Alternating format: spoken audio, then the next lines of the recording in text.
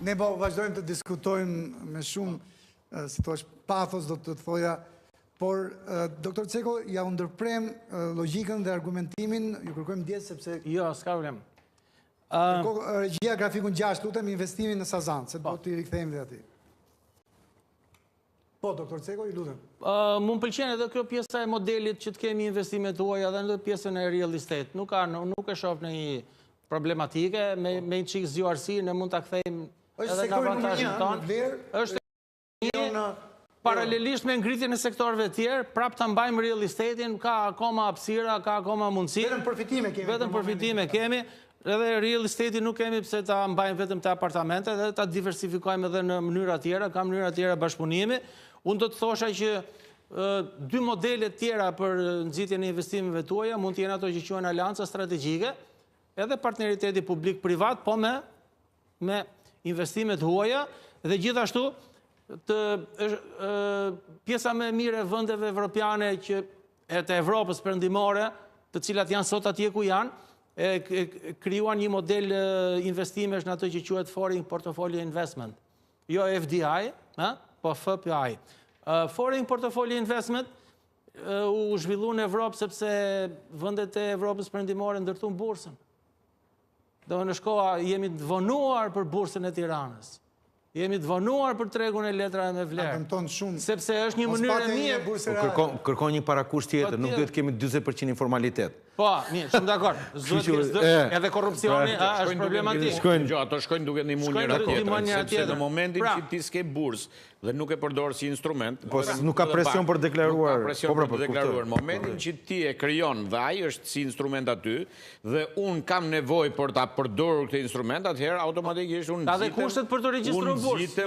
Nxitem për të formalizuar sepse e kuptoj që ajo çfarë fitojnë nga informaliteti është shumë më pak se ajo çfarë mund fitojnë nga le të filloj me agjencitë me shak në momentin që ti ke një investitor si zhvillohet ekonomia me miliarda euro, ai nuk të vjen që të ndërtoj, ai të vjen të cjetë lekët në bursë, e ble atë kompani shqiptare, qoftë edhe me pjesë, gjysmën 30% ku dion, futet bashkëpronar, ti investojnë qytetarët shqiptarë më burri dhe çdo qytetar shqiptar që arrin të kursej 2-3.000 euro në vit ti hedhin bursë. Ato që sjellin emigrantët. I hedhin bursë sepse ato që sjellin emigrantët. Janë 1 miliard euro remitanca. Sepse do kenë një burim tjetër të ardhurash, jo 1%, 2% që në bankës. Të bëhen në aksion. Por mund të ketë 10% aksioner. Edhe llogaritë të bankave të shteteve.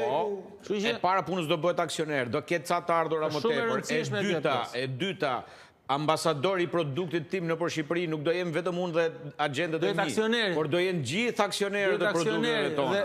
Dhe konsumatori i produktit vetë. Dhe rritet koshjenca tek prodhimi vendas. Është sistem edhe zyrtari që do investoj 5 lek në për kompani, ai do rrit do ndjeki problemet dhe ai do jetë punojësi administratës do bëhet më i ndjeshëm për të luftuar korrupsionin. Për prodhimin tonë. Prandaj duhet të fusim urgjentisht sa më parë instrumentin e një kurrë që flasim me radhë se ndryshe s'do merrem me vesh.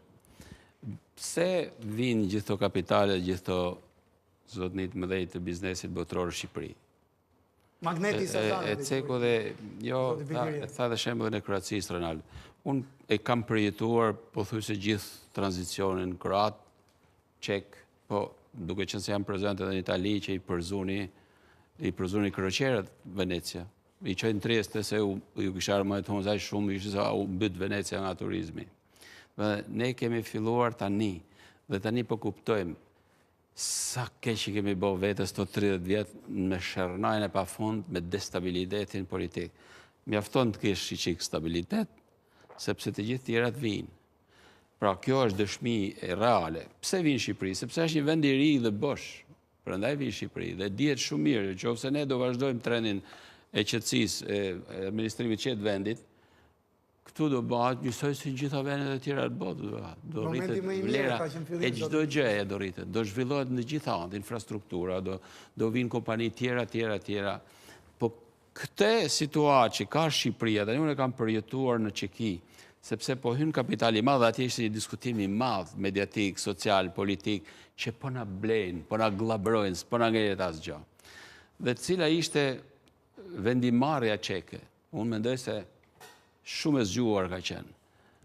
Ndryshe nga këtu, nuk jam pro asaj që thot profesor Cenko dhe pjesa dërmuese e qeveritarëve të majtë që janë populistë, duhet t'i bëjnë popullit. Nuk është se i bëhet keq popullit, po hyni kapitali i madh. Zhvillohet vendi dhe rritet niveli i mirëqenia, si i pagave, çdo gjë. Dhe çekët kanë ndjek pikërisht. Nuk e blejnë Volkswagen, Skodën, pardon, nuk e blejnë të përsekutorit politik, a pronarët e trullit. Skodën e blejnë kapitalistët e mëdhej që kanë dëshmuar në bizneset e tyre që janë lider në botë. Kështu u fut, Volkswagen i bleu Skodën, i vunë kusht me ruaj emrin. Dakor, po ne nuk i kishim të. Edhe ato kompani që kishim ishin të amortizuar. Ne kishim shumë jo, dhamë përsekutuar për djegur politik. Ne kemi shkatru, po thuj se çdo gjë që kishim.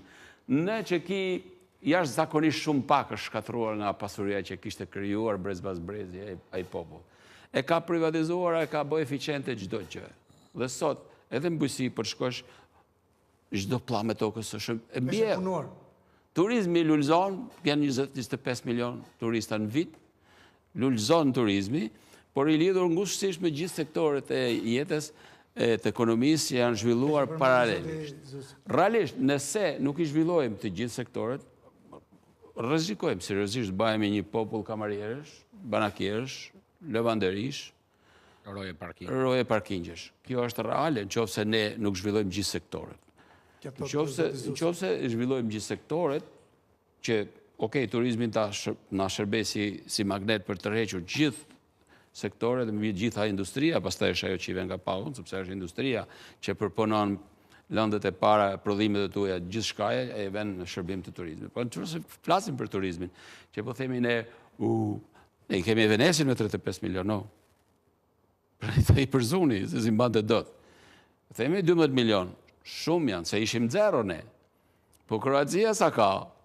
Shkojnë kroqerat në 4 anë të porteve kroate, gjithanej shkarkojnë gjithë kohën. Pra ne jemi në start, ne jemi në fillim dhe po themi që me që arritëm të administrojmë mirë vendin 10 vjetë, që pache administrative politike, atëhere kryum gjithë to mundësira që bota të hedhi syt, bota kapitalit të hedhi syt nga ne. Dhe shqyqyrë zote që po ndodhë kjo, se jemi vendi vogël dhe zhvillohemi edhe shpejt, por rreziku që ndronë që, se themi edhe ca gjëra negative që mund të ketë kjo. Sigurisht. Pra, nuk është se nuk ekziston rreziku që kapitali i madh, i huaj që mund të hyjë në Shqipëri, rrezikon dhe krijon dhe mundësinë që të varfrohen shqiptarët, sepse ka rrit kostot. Faleminderit regjis. Ka rrit kostot e banesave për shembull. Kanë shku kostot që si blejnë do çiftet e reja. Në qoftë se ti shtet, ti qeveria ime, merr nga këto investime të mëdha, taksa të mëdha, duhet mbrosh streset e varfra, duhet mbrosh sidomos familjet e reja që s'kan mundësi të blejnë një apartament dhe ikin jashtë për të krijuar ca kapital që të vinë, që gjithë kanë ëndër që të rikthehen, por nuk e dia kthehen bon pastaj. Që është më mirë që të mendojmë që t'i ndalojmë. Dhe këtu po, do isha me profesor Cenko dhe do isha me të majtë që mbrojtja sociale, pa diskutim, tutela, mbrojtja sociale. Por ti nuk mund të mbajsh peng pasuritë e vendit që i ke me shekuj ashtu, edhe të themi, po pse s'ja japim popullit. Përvumi ja thonë, me letra me vlere, me letra me bire, qas përvum. Kapitali, njerëzit e zot që ngrejnë pesh ekonominë, duhet me u dhanë resurset e vendit në të gjitha sferat e ekonomisë. Vetëm dy sfida. Mendoj që pjesa e turizmit dhe pjesa e investimeve, sidomos i real estate, ka dy sfida shumë të mëdha. E para, duhet të luftojmë me informalitetin, sepse shumë, mendoj nga këto turizmit, investimet që vinë humbin, rishpërndarje, duhet të futemi përsëri, dhe sa mirë që është fillim mandatin shtator, le të përveshin mëngët, kushdo që do të jetë nëpër ministria, të përveshin mëngët të studojmë përsëri rishpërndarjen e të ardhur. Këto para që po na vinë, ku po ngecin, sepse duket që nuk po shpërndahen në gjithë ekonominë.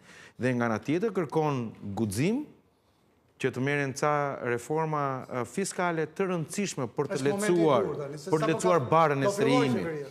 Praktikisht është kjo mundësi që ta bëjë mirë atë që nuk ka bërë mirë në 4 vjeçarin e kaluar. Për sa i përket politikëve fiskale që ka të bëjë me strehimin, me banesa, me gjitha, ka mundësinë ta bëjë shumë mirë kësaj radhe. Po janë dy sfida që kërkojnë guxime për të marrë. Para 2 ditësh që ta mbyllë. Ta mbyll doktor Ceko, pastaj. Para 2 ditësh. Po shumë pak.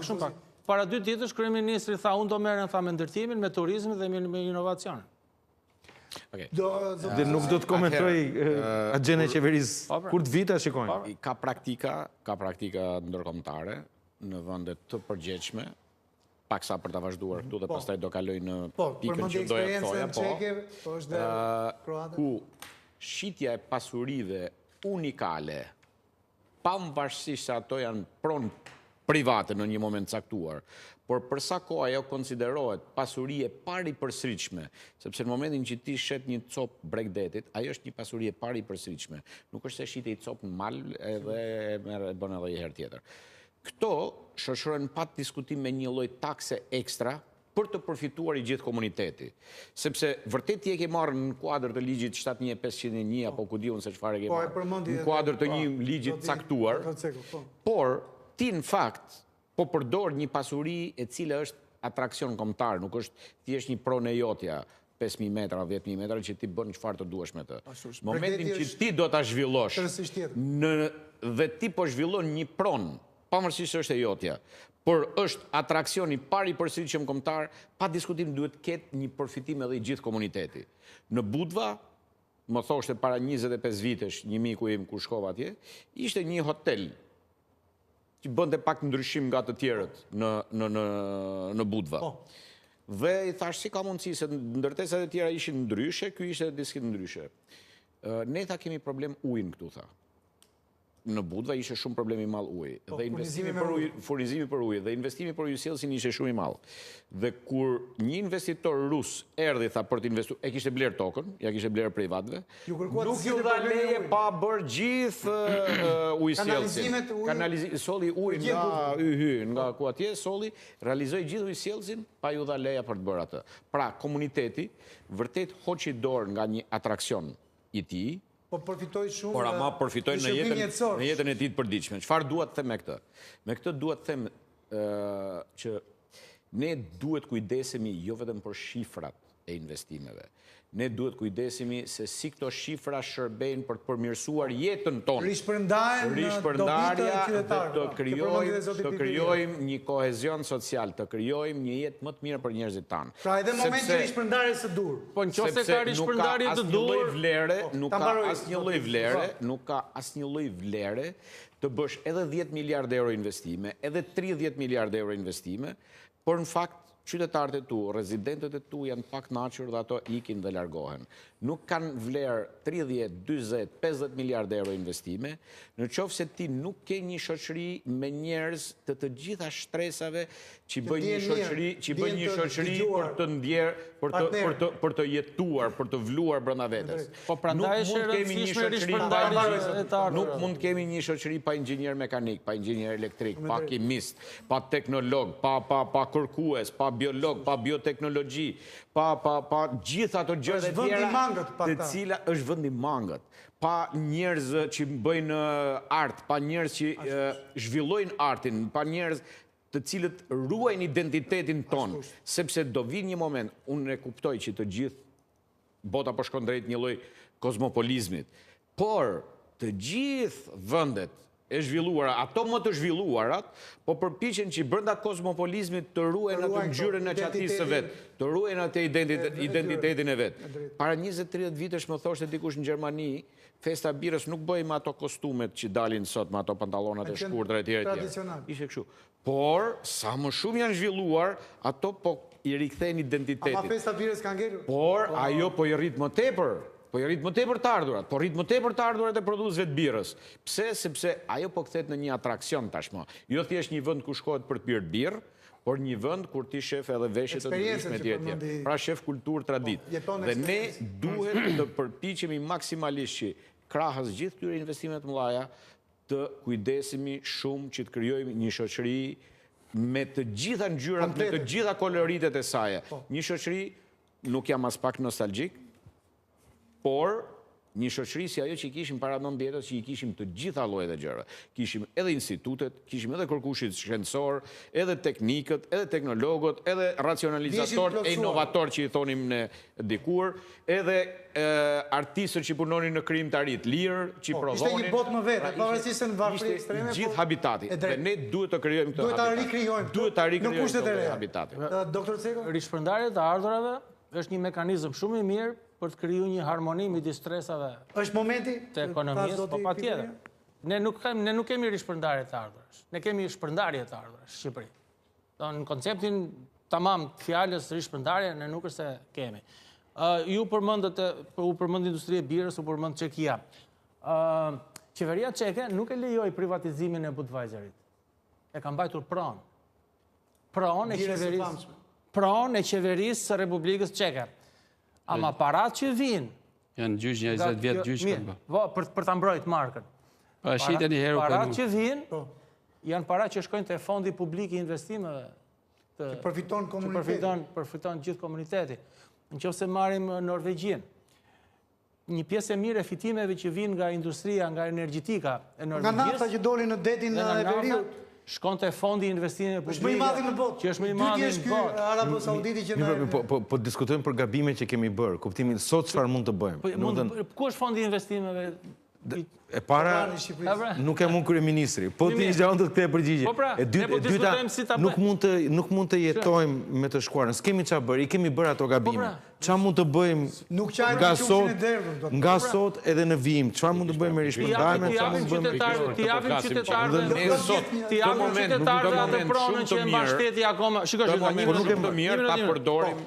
Ta mbaroj doktor.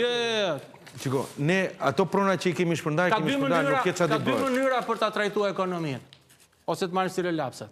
Ka një mënyrë për ta mbajtë kështu fort stilolapsin, që edhe mund ta thysh, ka edhe një mënyrë për ta mbajtë kështu ekonominë. Këtë do zgjedhësh ti. Këtë fort, ta mbajnë fort stilolapsin, apo kështu? Unë do të zgjidhja ajo që është pronë shtetërore, ta vendosja Qofse ti e mban fort stilolapsin, edhe mund ta thysh, po të lodhet edhe dora, se argjon energji. Kam idin që me korporatën shtetat investime ka ndryshuar përqasja. Po ta mbash stilolapsin kështu, nuk vjen njeri që ta marri stilolapsin nga do. Se është aty, e kanë gjithë. Okej. Desha të ndërhyj pak me ndërhyrjen që është bërë. Bëni ekonomia bëhet shumë, mbajt shumë dorë. Po mirë, po duhet kuptoj. Liri për gjithë për të bërë biznes. Dhe jo ta bësh ekonomi kështu, ta mbash për 100 veta ekonominë, që ata ti grumbullojnë parat, edhe mos ketë rishpërndarje të të ardhurave. Kjo është Shqipëria jonë, tani, po të ishim në forum, kjo ishte një nga thirrjet, që Shqipëria është e derë Europës, por nuk është Europa burokratike që nuk e mundësi të bësh biznes që vuan shumë për të hyrë. I ke gjasat për të mësuar. Në më thënë, sot kemi një klim që vlerësojnë, një klima për bërë biznes vlerësojnë. Asin datë në realitet, a ka oligark, a ka lobime, është tjetër histori, por kjo është Shqipëria jonë. Duke qenë se me atë modestin time, jam edhe në Itali prezent me punët e me biznesit e mija. Unë them se nuk kemi nevoj që të shpikim gjëra alla shqiptarë ose alla malezeze, ne duhet kopjojmë eksakt, shqyqyr kemi dhe inteligencën artificiale, kemi mundësi me i përkthy shpejt ato ligje. Do japim dhe $10 milion që legislacionin italian që vjen nga një përvojë jashtëzakonisht e madhe e biznesit dhe politikës, nuk kemi nevojë të shpikim ne. Thjesht t'i kopjojmë ata edhe t'i aplikojmë, sa ma shpejt jetë e mundur. Rasti që thot Albani, sepse është për të ndali qikë, sepse është tipike balkanike, e kemi dhe ne. Thot i kanë saktu detyrat i Rusit, këj Rusi që ka shumë lek karto, ajtë nga bëdhë ujësjelësin të një, tjeti të nga bëdhë autostradën. Jo, ligje është i barabartë për gjithë, dhe në qovë se ti jep të shë investitorëve të huj. Se me që erdhe ti me lek, unë po të rjep të ikin gjithë. Pra, ligje do t'jeti barabartë për të gjithë. Nuk është kështu, Zefi. Debatojmë pak sa. Një sekund, ta marroj konceptin, pastaj thuje. Ka bot njëtën gja Rama me ndërtu si shqiptar për të pastru lanën, për të pastru parkun Rinia, e për të bësh shumë të mira publike. Në pamjet parë duke si kur ka bësh shumë mirë. Por nuk ka lidhje me detyrimet ati biznesi që të merret me tjerë. Ka detyrimet e biznesi me të pagu fix taksat kombëtare dhe taksat lokale si që i ketë caktuar barabar për të gjithë. Pastaj është i zoti fiton shumë, ai edhe ti fiton shumë si shtet, edhe komuna, bashkia fiton shumë si shtet. nëse fiton pak është e kundërta. Prandaj, këtu do të jenë absolutisht të prera, edhe Evropa nuk ban dallime midis këtyre, se ka provu edhe Italia me caktu ty me borrugët e lagjese, lulishtet e lagjese. Ikin investimet, ikin atje ku si kanë këto kërkesa. Që do të jemi shumë kujdesshëm mos shpikim gjëra të tilla, se i tremim menjëherë, ashtu siç vijnë ikin. Kapitalet janë si zojsh, fluturojnë menjëherë. Kështu që taksat që theti Albani, ishte një koncept tjetër që the, pastaj është mirë që ti marrim ca taksa nëse kemi fal një pjesë të ekonomisë kombëtare. Për shembull, to investitor strategjik nuk u shesim tokën, u japim me €1. Kështu që shumë e drejtë ajo që thuti, por ama kombëtare për gjithësoj që unë po ta fal, futu në punë, ban investimin, futu në prodhim, mas ca vitesh do fillosh paguash një taks që është për të mirën e vendit dhe për të mirën e njerëzve. Është e drejtë sepse unë të kam fal një pasuri të madhe kombëtare ty për cilën po nxjerr fitim, kështu që ato i ka në dorë shteti ato mekanizma. Po jo për t'i godit me taksa selektive, është absolutisht improduktive dhe e damshme për ne. Atëherë, fatmirësisht unë nuk bëj pjesë në kategorinë e njerëzve dhe flas pa konflikt interesi, nuk bëj pjesë në kategorinë e njerëzve që ndjehemi marginalizuar nga një investim i mirë që i bëhet në Bregdet. Përkundërzi mund të jem një ndër përfituesit e atij investimi të mirë. Por unë e ndjej përgjegjësinë timen etike, morale, qytetare çdo lloji që kur bëhet një hotel i mirë, kur bëhet një resort i mirë, përfituesi ti mos tjetë vetëm ai që e bëri, por t'jenë edhe gjithë ato njerëzit që jetojnë rreth e rrotull aty, edhe ato të ndjehen mirë për atë hotel që u bë. Mos ta shohin si armik, mos ta shohin si uzurpator, mos ta shohin si grabitës, por ta shohin si një gjë e mirë që u bë sepse edhe atyre ju bë diçka e mirë. Siç ndodh edhe me minjerat, që aty nxirret minjera dhe ato që jetojnë rreth e rrotull minjerës janë më të varfrit. Sepse na kujtohet ajo poezia e Nolit, anës detit i palar, anës sofrës i pangrën. Dhe ne nuk duhet të krijojmë sofra pranë së cilës ka shqiptar të pangrën. Sofra ekskluzive ti quhet. Sofra ekskluzive. Vetëm për ata që kanë më shumë. Kjo është e para. E dyta, kam një 17 vjet që bëj biznes industrial si puna jote. Por nuk kam fituar as para sa fitohet me një pallat për 2-3 vjet. Dhe kjo ka një lloj disekuilibri, duhet ta kuptojmë në fundit ndërtimi i pallatit me një industri duhet kenë marzhe të krahasueshme fitimit. Në qoftë se ato nuk kanë marzhe të krahasueshme fitimit, do të thotë se diçka nuk po shkon mirë. Dhe kjo gjë që nuk po shkon mirë mund të zgjidhet fare mirë me këtë mekanizmin e përdorimit të pasurive të paripërsëritshme. Zoti nuk ka për ta bërë më atë Bregdetin atje, e ka bërë një herë, po ja japim atij. Atëherë ti nuk je zoti zotëri, që bën një pallat atje, bën një hotel atje dhe jetojnë edhe 7 breza tjerë pa pas nevojë me vu dorë. Le të jetojnë edhe ato. Por le të jetojnë edhe këto njerëz këtu rreth rrotull, të cilëve ky pallati ju ka prish një lulishte, ju ka prish një pyll, ju ka prish një plazh të virgjër që dikur laheshin etj etj. Pra ta bëjmë që pasuria publike shumë mirë t'ju shërbej atyre njerëzve të cilët riskojnë bëjnë shumë sakrifica për ta ndërtuar, se unë e kuptoj që për të bërë një pallat, për të bërë një hotel është një iniciativë jashtëzakonisht e madhe, nuk e nënvlerësoj fare, por të mos marginalizojmë ato njerëzit që janë rreth rrotull këtyre zonave. Shumë e drejtë. Atëherë, zoti Piviria, doja të dija mendimin tuaj dhe pastaj edhe të doktor Cekos, po të 4 miqve të mi këtu sonde. Po jo e mbyllim, po do e përqendrojmë në minutat e fundit, jo e përmendet me drejtë që në fillim Magneti Sazan. Ka shumë, si thua, parametra ky investim, 1.4 miliard dollar. Pse i ka tilla? Nuk është thjesht tek fakti i 5.6 kilometrave katror të Sazanit që janë gur dhe shkurre atje. Por as që diskutohet në imazh do ta përmirësoj 1.000 vende të reja të punës. Kemi shkruar mundësi për aktivitet të tjera në Sazan, se realisht 8% e hapësirës ishuj të vetëm që kemi, do të përdoret. Kemi 92% tjera pastaj. A mund të kemi në mundësi që aty të zhvillojmë dhe gjëra të tjera që janë zhvilluar në ishuj të tjerë, që janë më të virgjën të mesdheut. Ne i kemi eksperiencat. Pra, sa do t'jetë pjesa e shtetit shqiptar në investim, nëse mund të bëjmë pjesë diskutimit, sepse është një kontratë që me sa di është duke u ngjizur, është në diskutim. Nuk i di detaje se sa do t'jetë pjesa e shtetit shqiptar në investim, di vetëm për qasjen që kam parë nga të paktën në 2 vitet e fundit kemi bashkëpunuar shumë ngushtë me Albania Investment Corporation, pra me korporatët shqiptare të investimeve. E kemi asistuar në disa studime tregu dhe kemi asistuar dhe në modalitetet e përqindjes që ka të bëjë me pronarin e truallit që vjen ndosën në zhvillim. Dhe pratikisht jam i kënaqur që disa nga këshillat që ne kemi dhënë janë vendosur në vend, pra kur flasim të paktën projekte që ka dhënë AICA me zhvillim, kanë ndjekur nivele 40-45%. Pra në një farë mënyrë e shikoj shtetin që nuk e heq dorë më nga pasuria vet, nuk e jep me 1 euro apo 99, po thotë, jo, unë këtu jam bashkë sipërmarrës, dhe kjo është zgjidhja shumë e mirë që po bëhet. Pra, pronën tokën është e ime dhe unë jam bashkë sipërmarrës me ty.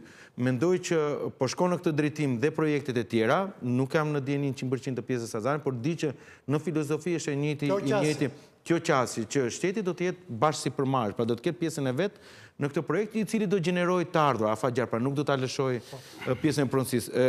Atë që unë vlerësoj nga Sazani është atraksioni që duhet kuptojmë ne sot kemi blerës të huaj dhe investitor të huaj.